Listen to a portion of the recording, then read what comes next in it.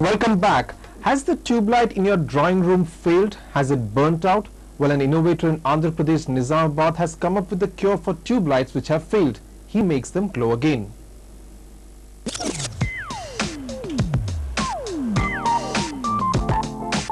In today's world, everything and everyone moves so fast that everywhere it's a case of stress and burnout. At least for one kind of burnout, a young innovator in the Nizamabad district of Andhra Pradesh has what seems like an incredible solution.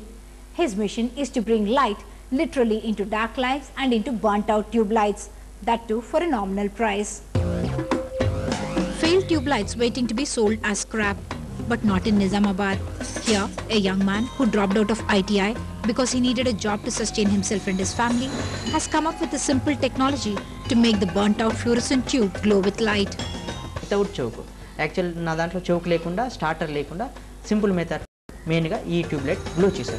2-meter electrical wire and a plug, all of which cost no more than to make the tube light glow again. As against this, a new tube light with choke will cost at least 200 rupees.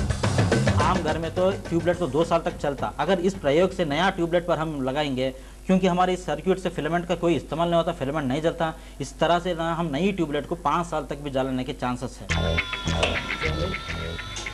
Impressed with the innovation, the Nizamabad municipality has employed this self-trained innovator, who has now also given them a light-sensitive automatic switch-on and off gadget for street lights, saving huge amounts of electricity. With this, we are likely to save about 8 lakh watts of power. So we have already installed about 345 street lights, and we are planning to do more also. So when we are saving 8 lakh watts of electricity, that means a lot to the Nizamabad Corporation. Corporations across the state have expressed keenness to use Chari's innovations to save power and money. In Nizamabad, Uma Sudhir, NDTV.